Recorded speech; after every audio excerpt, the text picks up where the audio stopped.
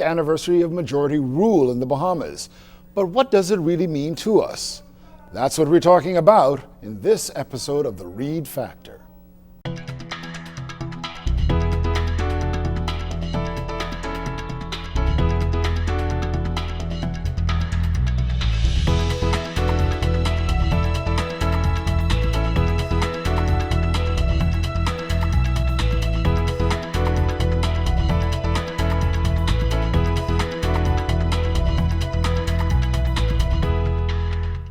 Well, this is our first show of 2016.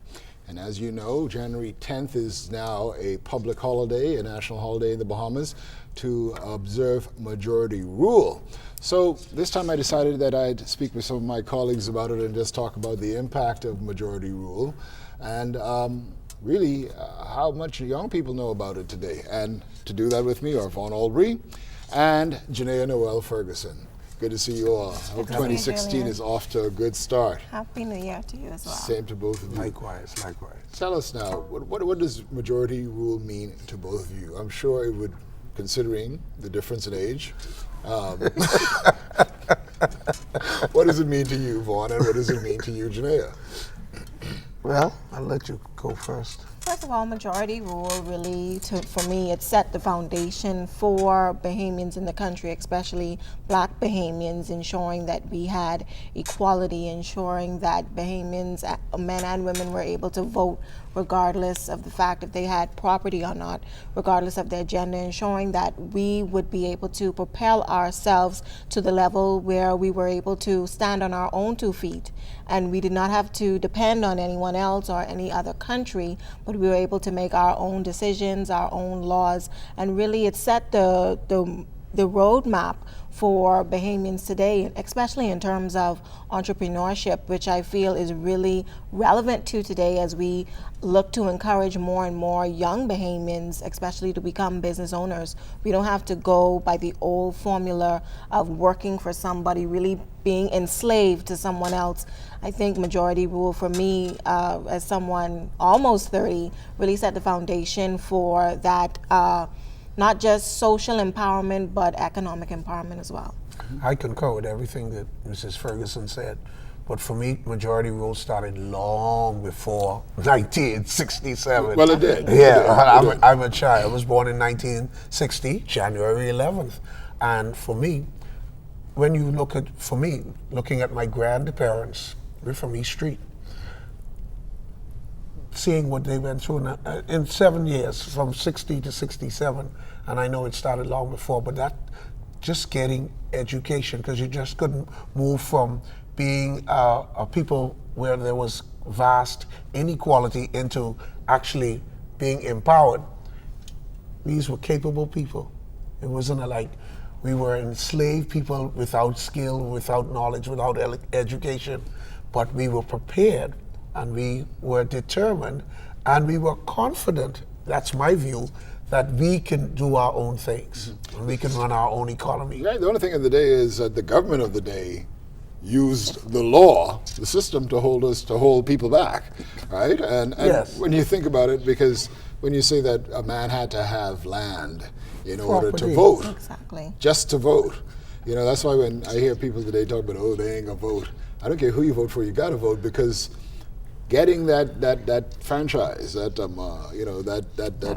right to vote, is such a major thing. Let us not, and even more so for women. Yeah, it didn't come I right just away. want to say that.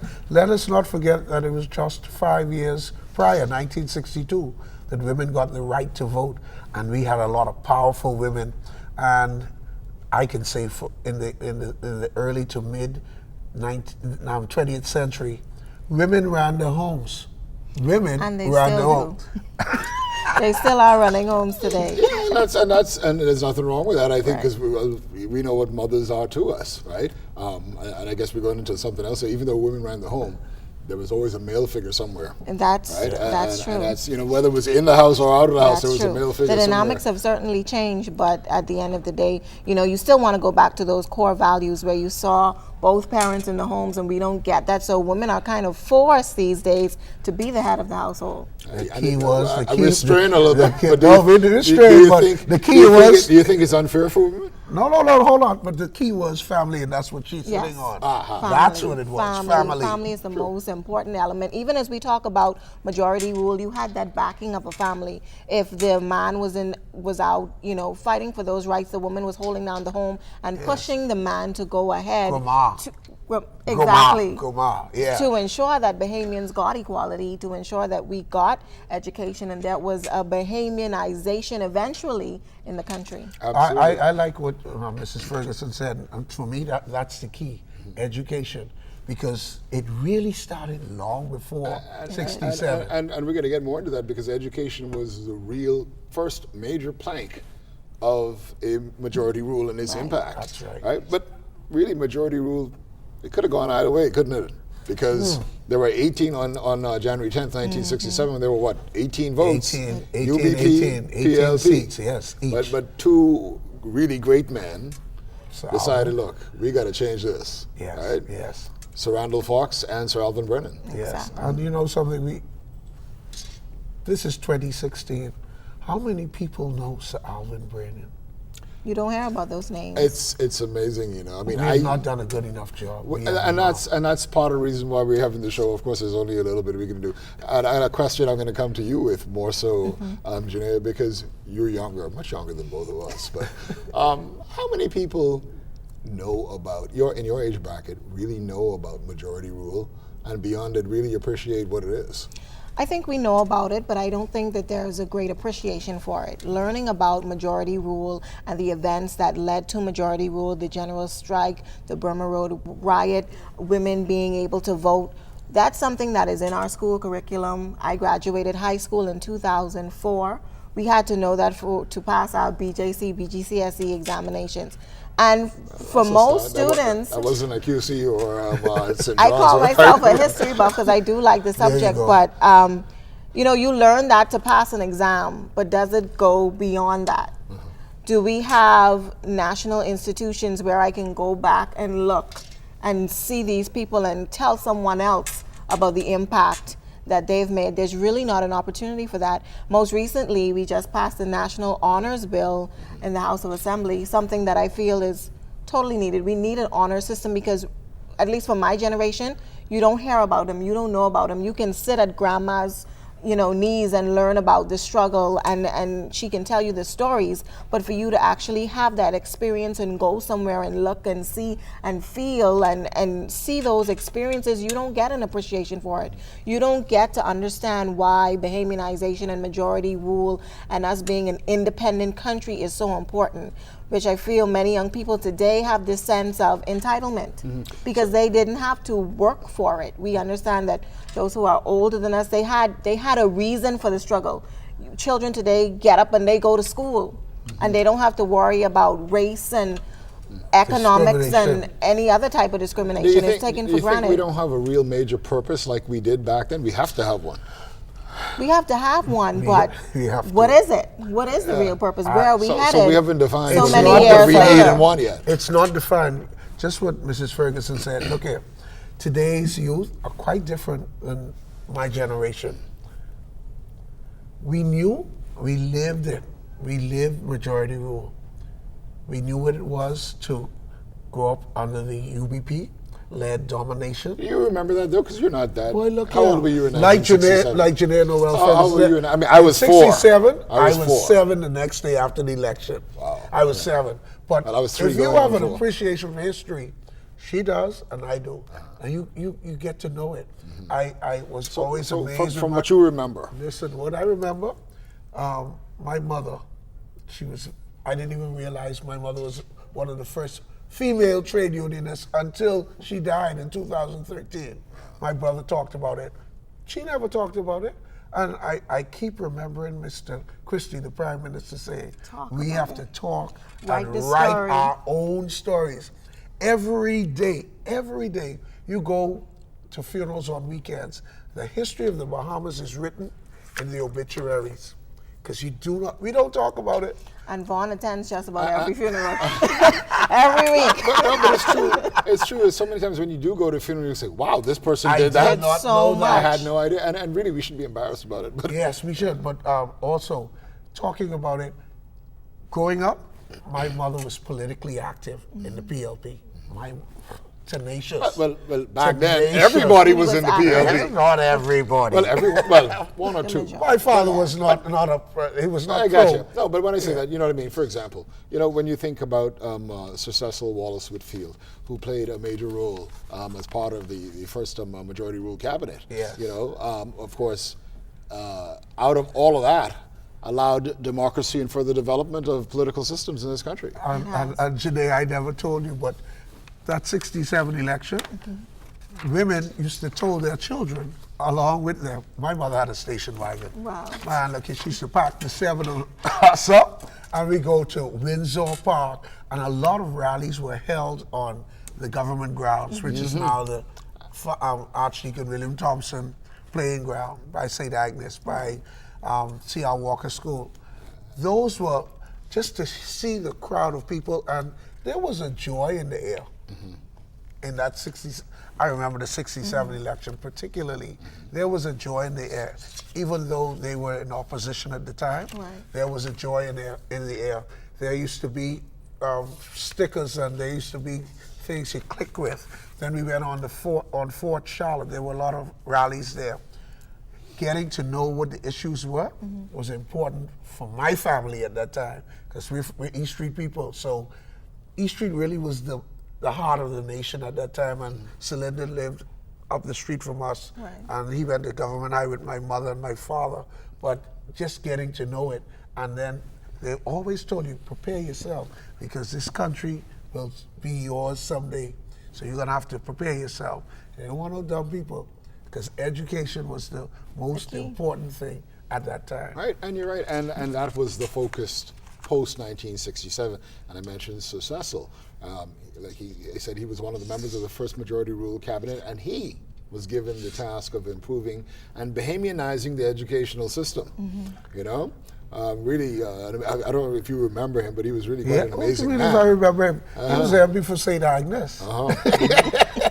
So that was where the first concentration was. All of the focus was on making sure that the vast majority of people become educated. Now, and this is something that we might agree on, but you might not so much.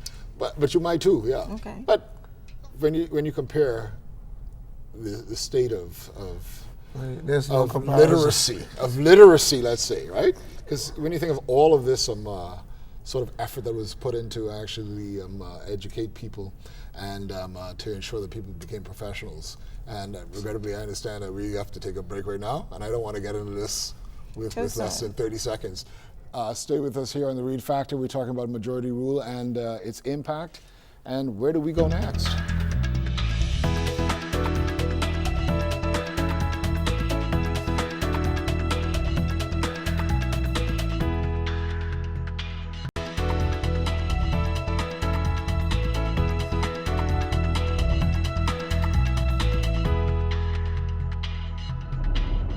Welcome back. I have Janaea Noel Ferguson and Vaughn Aubrey with me, and we're talking about majority rule since we were observing the 49th anniversary of it and its impact on the Bahamas.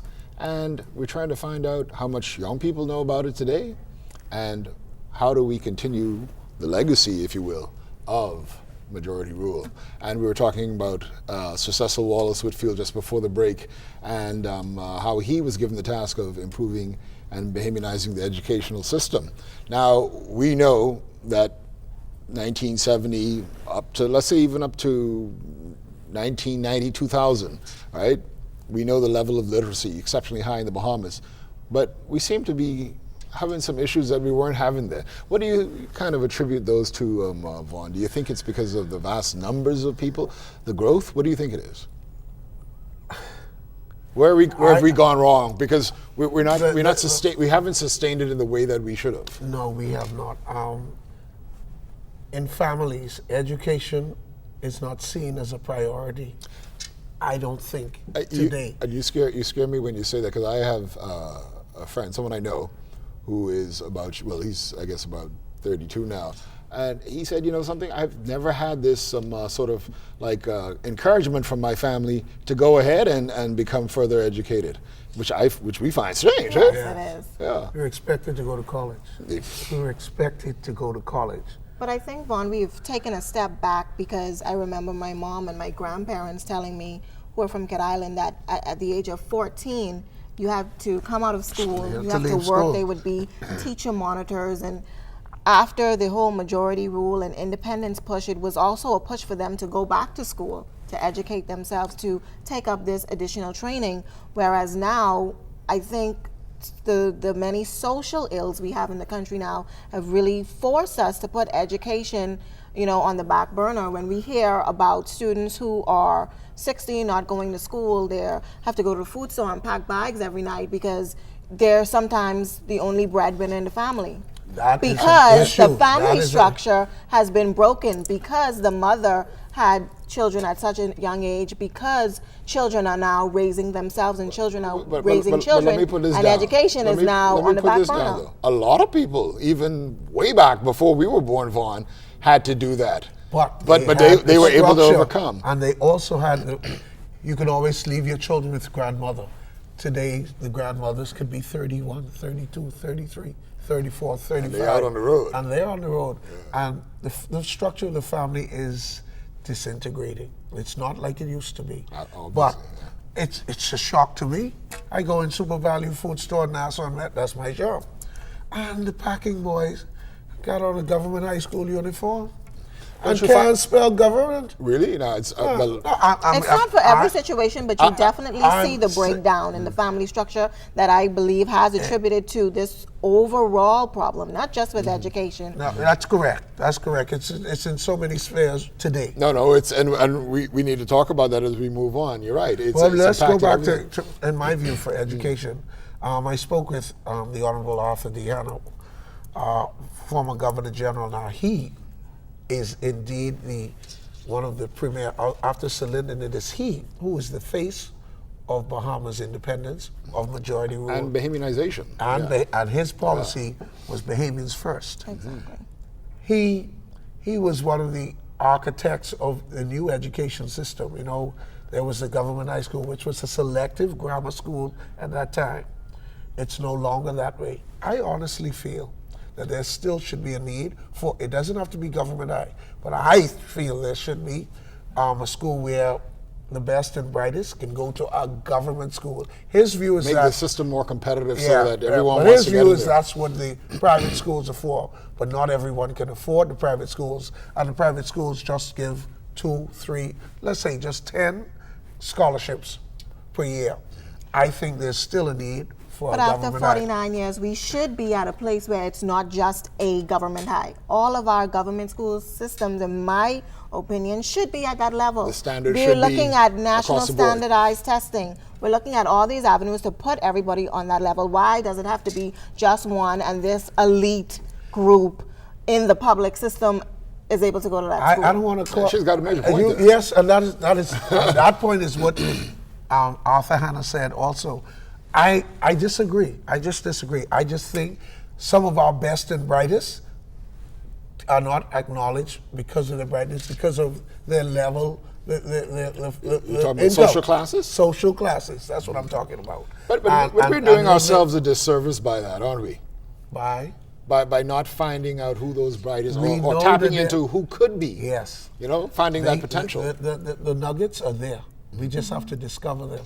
And there are so many people who, and we all develop at different times in our lives, because those who could have been the dunce in school is now owning a company or working with their hands. And so we need to take the focus off Of academics, because I'd rather be a rich plumber than a clerk. They dress as up in a opposed suit to- every day and making the money. Yeah. I just did an interview with Agatha Marcel from the training agency, and she talked about the many young people they have coming in between the ages of 16 and 25 who don't have BJCs, BGCSEs, but they are passing these city and guilds technical subjects with first-class passes. They're able to go into the hospitality field. Now they're looking at expanding those services to boating, marine, mechanics, and these same students who a teacher would have considered a dumb child and put them on the wayside, not really hone their skills. They're coming out of this training agency with first-class passes in Pitman examinations and all of the London certified examinations. So now they're employable, whereas employers would only say, this is your resume, you have no BJCs, you have no BGCSEs, and it's thrown in the trash. We're seeing that and I think it's so important for employers also, as we talk about majority rule, to create these opportunities for young people, because it cannot be only about what's in a text, but what I can do with my hands, and also what I can do creatively. But our mentality is still the same. We're in the orange economy now. Yeah, but this is exactly my point, because just today, I heard the Minister of Education talk about some 20,000 plus not graduating, just leaving school. Yeah, so what are they going to do? No, this is what are in they doing? The 90s. So now they are parents. Exactly. And so education might not be a priority. Like you said, survival is. Economic survival of the fittest, definitely. Because you can't tell someone, because you have no qualifications, but you're out on the street, you still have to work. And so this is what happens. We get a crime problem. But it has to make you person wonder, becomes so desperate. where did the breakdown occur? No, let's ask ourselves. And we go back to the family. Let's ask ourselves, if Sir Lyndon were to come back and view this Bahamas 2016, I don't think he'd be too pleased. I don't think so, particularly in education, because we should have been so much further along. We have had our advances. We have Rhodes Scholars. Some wonderful things. We got 3 Rhodes Scholars for a country this size. Amazing. We have more people going for master's degree, doctor's degrees. That's correct. Loads of doctors, loads of lawyers, accountants. accountants. When we look at, especially our inner city communities. But it should be more like, and I know it's difficult to compare us to Cuba, but where you've got complete literacy, really. Yes. You know? Mandatory. There you go. Yeah. There you go. And the children have choices. When it rains, mommy don't send us to school. But it's not a choice, because we do have laws in place, but it's the enforcement of the law. Because if I'm under 16, I should be in school. There's no way at 11 o'clock, when I'm on my way to assignment, I see young children walking up and down the street. Laws are in place. Let's enforce the law. But you can't do that when you got about 4 truant officers for all the New Providence. We have to enforce the law, though. We have to enforce the law. I agree, but then you as a concerned citizen, yesterday I stopped and said, why are y'all in school? School is open. Mommy ain't sent us to school. Why? Like, they have no lunch money. Okay, real issues. And that's a problem, because someone who's hungry, he won't learn the way that they should. And I guess not everyone is able to take advantage of the free meal systems that is there.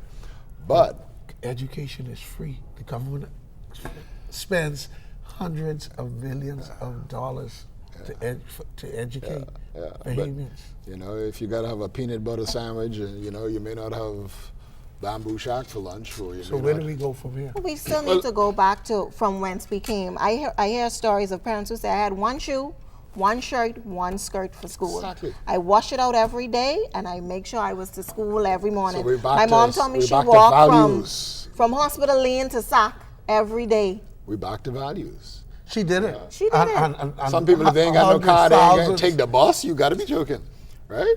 I heard some young girls, younger than I, talking on the corner, saying, well, they waiting for this ride to come, because pretty girls don't catch bus.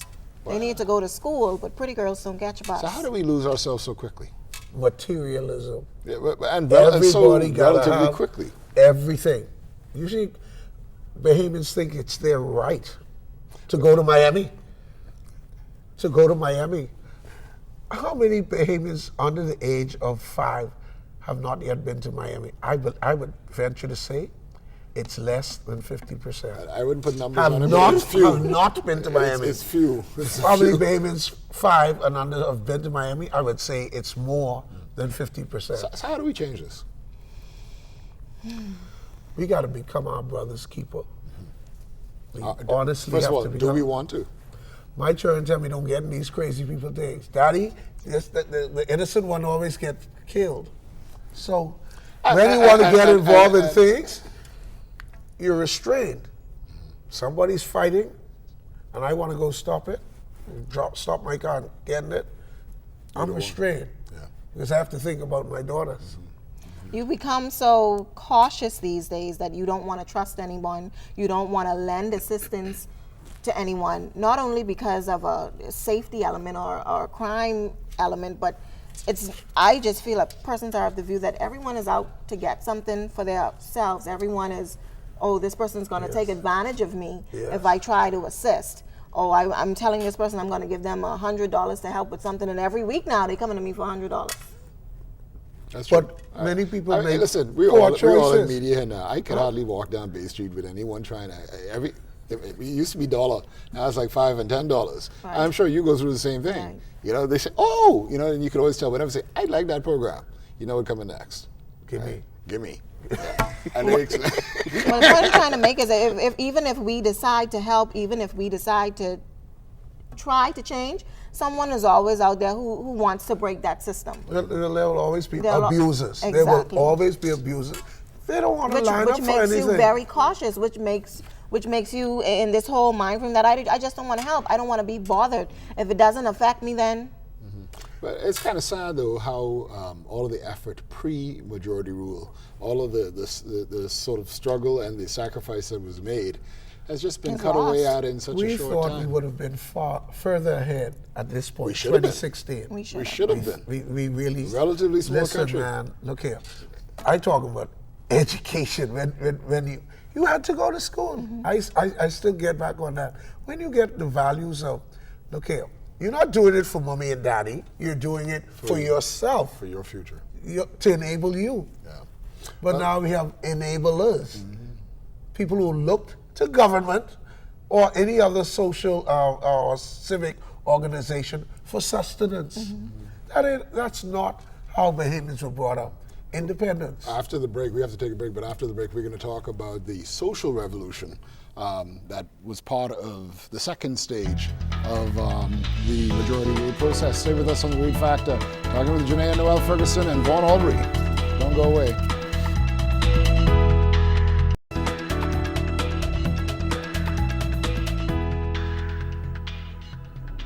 Welcome back. We're observing 49 years of majority rule in the Bahamas, but are we living up to the legacy?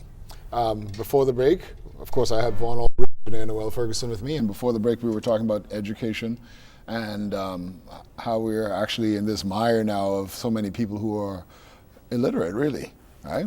Another plank of majority rule was the social revolution.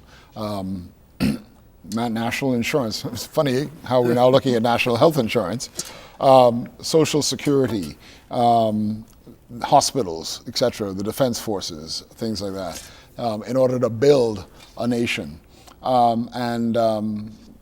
Very strong institutions, but yet very troubled institutions in some ways. I wouldn't say trouble. I would not say trouble.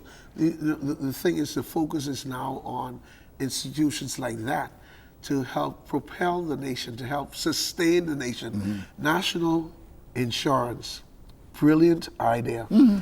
We really have to give thanks to that generation of leaders of the Progressive Liberal Party at that time, because who could have envisioned that today, that reserve of more than $1 billion, now that's building up the country, providing in more than one way. providing financing for the building more of than one clinics, way. schools, Government buildings. That's the key. But Vaughn Aubrey's view, we are now creeping more and more into socialism. Not necessarily a bad thing. For me, that's a pretty good thing. Well, maybe not because necessarily I a don't bad know. thing. You know, I don't know how you feel about it. Yeah. I feel that those institutions that were put in place have, like Vaughn said, really helped to propel us as a nation. But sometimes I feel that we too become so dependent upon it that that's the only thing that we have to look for. We don't want to improve it. We don't want to see ways in which we can gain our independence from it, even though it's there to help us. I feel that some Bahamians feel like, oh, that there because I need to be there. The government put that there for me, and I don't have to do anything else. I don't have to work hard. So all we do is try to find. This money. All we do is try to find ways to defraud it. Exactly. Look at social services. Look at social services. They defraud the government for uniforms. You know, Listen, honesty. People are not as honest as we we used hear to the be. stories about Tell us- persons who are dead and their family members are still collecting their monies from NIB. on social benefits. So they don't have to work. Before they put in the controls, where there's a unified system, you can go from this social services office To the to next Fox one. Hill to wherever and collect. Collect all day. Dishonest people. Dishonest And there's a people. mindset. There's a mindset. There you go. So we're eating away at everything that was prepared for us. And then, And sucking it dry. our children have eyes and ears and they see what they're doing. And it's just And they follow perpetuated it. to another generation. And like I said, you've heard not just happen in one generation. The mommy die, and so when mommy dies, I'll go and collect her check, and it carries over. So it's good that we now have the Social Security Net program to catch these, you know. And they are truly needy persons. Yes. now. There are. I don't want to that's discredit That's them. it. They sort of take away from those who really really need need it. to get Right. it. You know, here we are now, though, again in 2016 and looking at national health insurance. And for me, because I've lived in a country where national health insurance exists, I can tell you, for me, it was a great benefit. Yeah. You know, and for me, I can't see us not doing it. Can we afford it? We're going to have to. Yeah. We're going to have to, because we can't afford the Not big to numbers do it. of people. In my view, we can't afford to lose them. But you know, I keep going back to the premise is citizens have to do their part to ensure that's it. better health, It's- better health it's- choices. It's got to be a two. Look here, I still love. I'm not crazy about macaroni, but I still love potato salad. And mayonnaise. I love mayo. And I tell you, I love you more than mayo, Mayonnaise. Gio. But we make poor choices True. continually. True. You know, we have to take care of our own health. Those Communicable diseases, diabetes, hypertension. Just look at us. Look at our Reoccurring. sizes. I Reoccurring. used to be skinny. I never thought I was skinny, but when I look at old pictures, You're like, that's I me. was skinny compared to what But I I am was today. skinny. No, better choices. And the onus is on citizens to ensure that they do the right thing. We do the right You thing. know, it's good to have an assistance, something to assist you, but you don't want it to be a crutch. Exactly, and That's that's what we exactly find what you're happening saying. with many of the institutions that were established to assist. Yeah. Everything is now a crutch. No one wants to do anything for themselves. There's no independency. It's always the government or these systems are obligated to me, which I think is wrong. We have totally strayed away from the true purpose of why these institutions were established. Well, that was a topic of conversation in my family, my brothers and my sisters and our wives and family. National health insurance.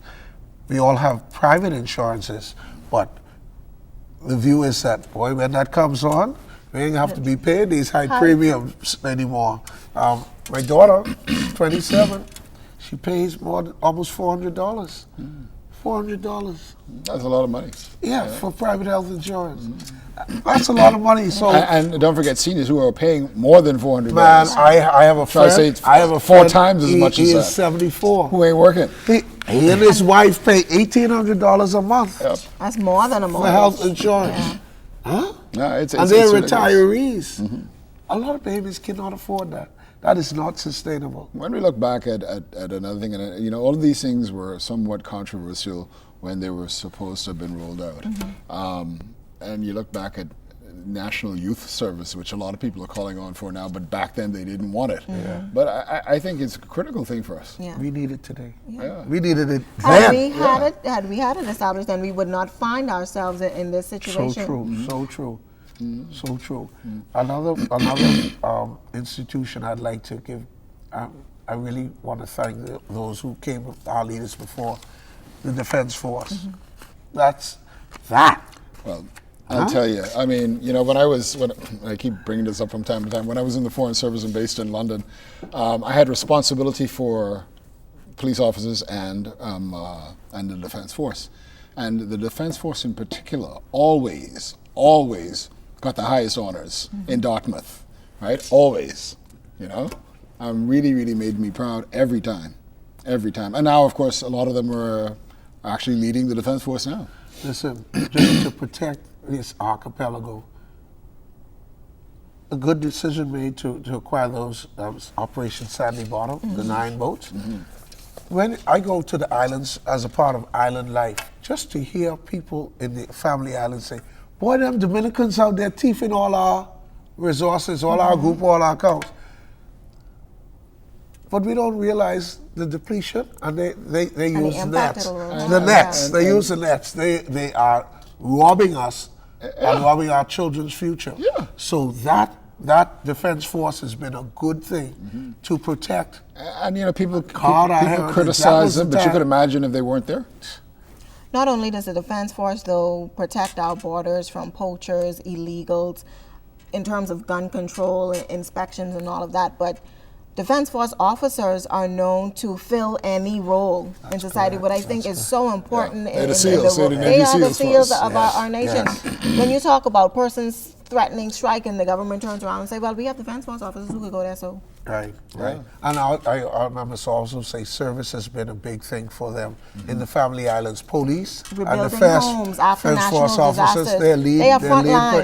correct. Front They line are at front every line. opportunity. And I give thanks to them for that, the institutions that they represent. Now, moving a little bit more from education to economic development, right? The fact that a vast majority of us were able to attain high levels of education led to greater economic empowerment. Now, of course, there are a lot of people who say that, oh, that's the one plank that we still haven't really capitalized on yet. No, we haven't. And we haven't. But let's talk about how we're going to do that. Bahamians are still enslaved to this whole tourism plan. We Yeah. still want to be maids and bartenders and busboys. Well, there is nothing wrong with that. We have to have a certain mindset. You think it's because it's easier? Of course it's easier. Not only is it No, easier, but is that the though, reason why? That's all that we've been trained to do. We've not been trained to be owners and entrepreneurs. We've not been trained to do that. We've been trained in a service industry to give a service, not to employ persons, which we should be doing as Bahamians, employing our own, establishing these businesses. And so we will forever find ourselves in this cycle if we not only change the mindset, but change the way we are trained in terms of jobs. When we go I to want high to schools, piggyback off that because Right. even some of our best and brightest, those who might even have a doctorate, they don't want to be owners. correct. They want to work for someone. We got to change that. And I think it's some of it might be fair on our part that we may be that fearful to fail if we find ourselves in or if we have that opportunity. Yes. A lot of it has something to do with ourselves and the way we think about ourselves, but all of that goes back to the way we were taught to think about ourselves. But some of the most successful people in the world have, Those who not some, fail. all of the most successful people in the world Those have who had fail. failures. They've taken risks. Now, you were talking about empowerment and the economy. My greatest disappointment is that there's been no land reform. Bahamians can't own land because it's too expensive. Well, So many I persons have promised. I have a real issue with that too, and I blame Listen. I blame it for the removal of the Immovable Property Act. Yes. Which we've been told that they're going to find a way to actually sort of see what they could do about that, but they need to do something about it more quickly. Eh? Bahamians need to be empowered to own.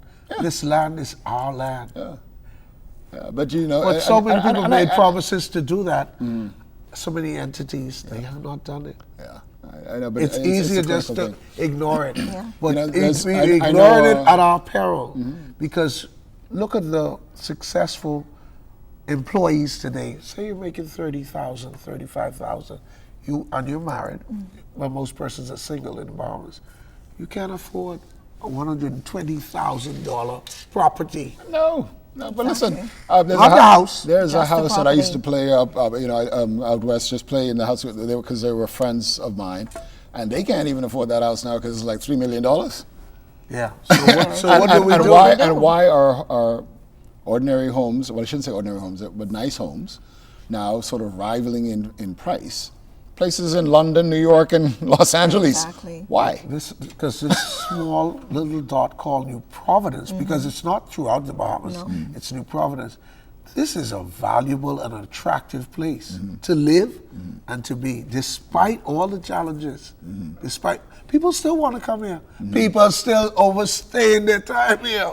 We still should be able to get a piece of this pie that everyone wants as Bahamians. And let's try and put our heads together after the break and figure out how, or let's put some recommendations together as to what we need to do as we head into the 50th anniversary year. Stay with us on the Reid Factor. It's the last one. It's the last one.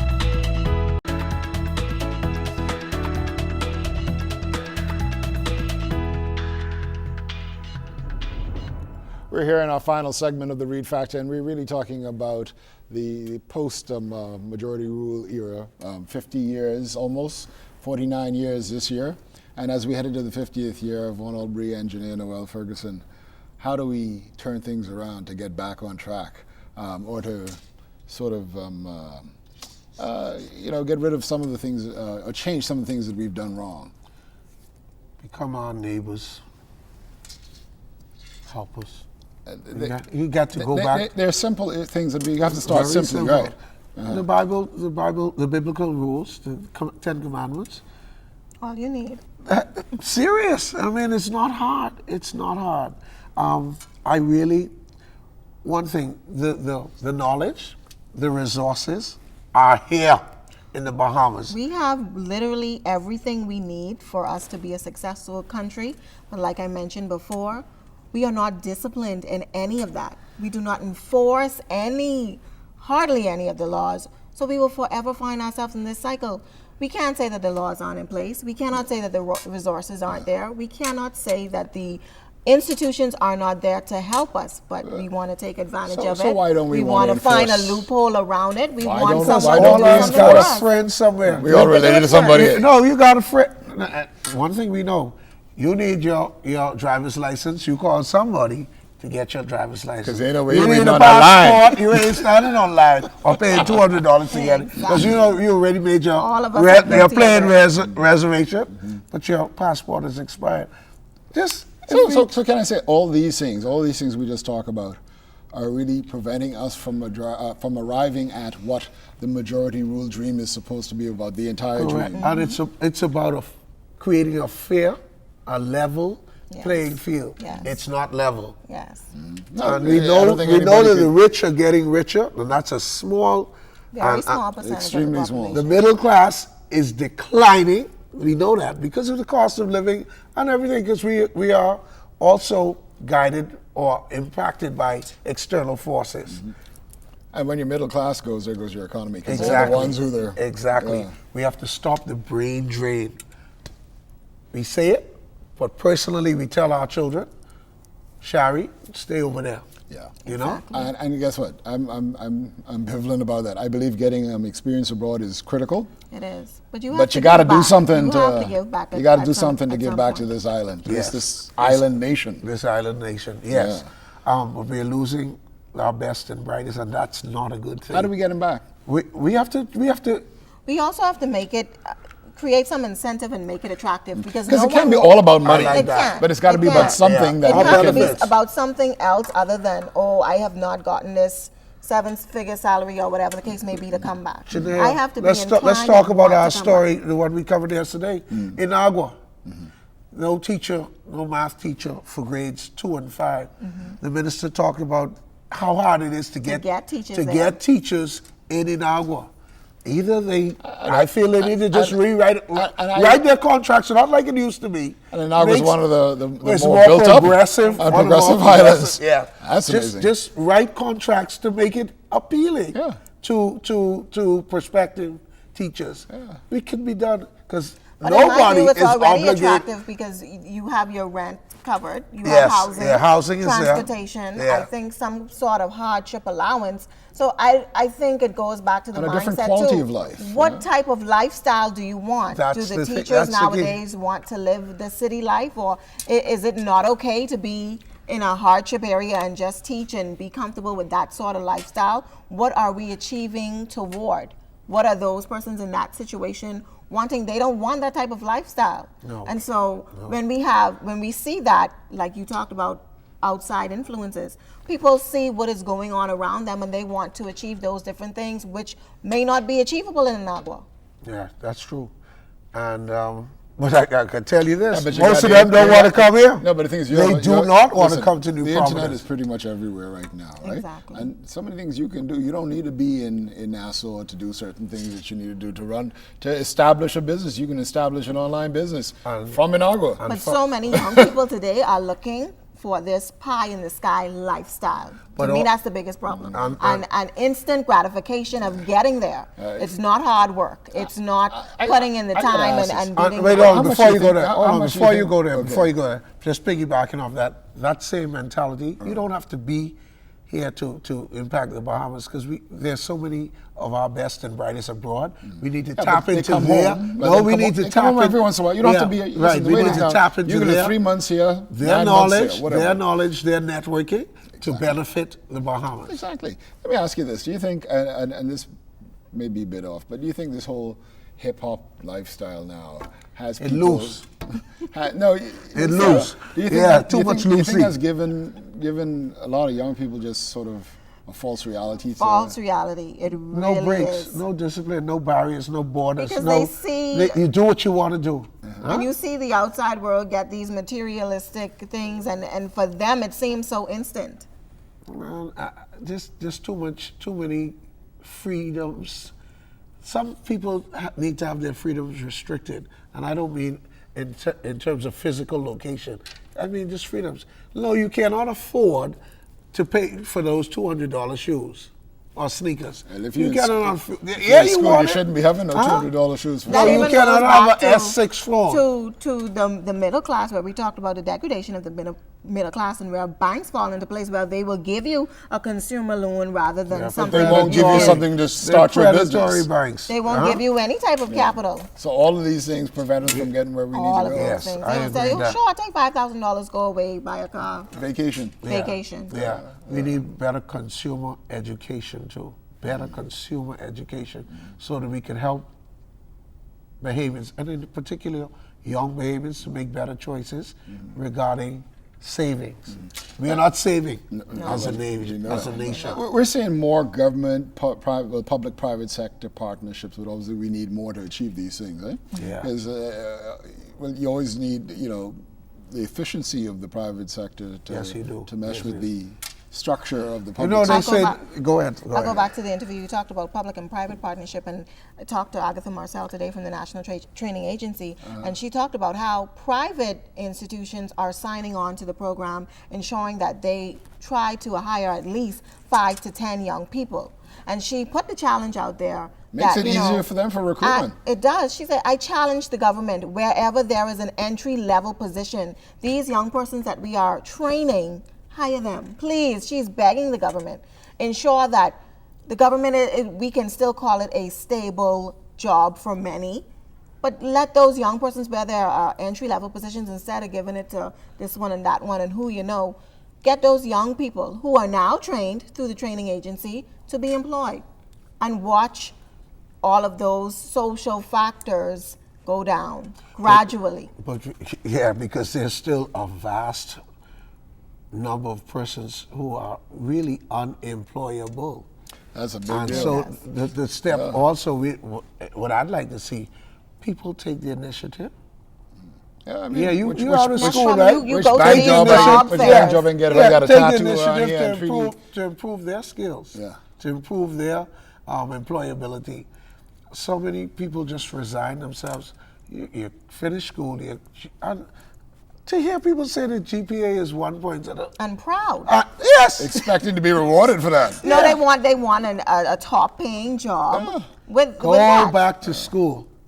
The government and so many other private institutions are continue to offer remedial work to do so you can improve your skills.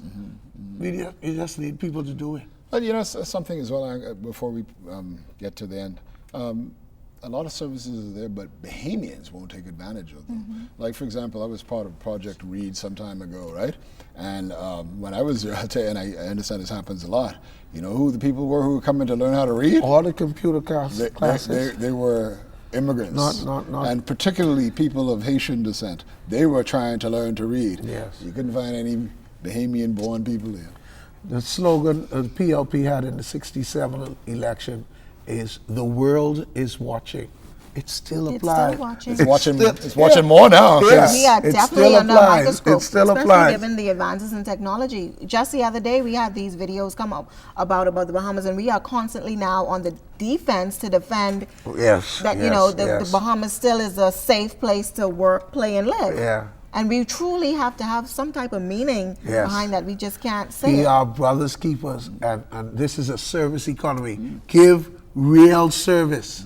True. Real service. Many places, I was the somewhere service is today. poor. I was somewhere today, and the woman was talking to her colleague. I'm standing up for what felt like an eternity to me, and she said, "Oh, hi."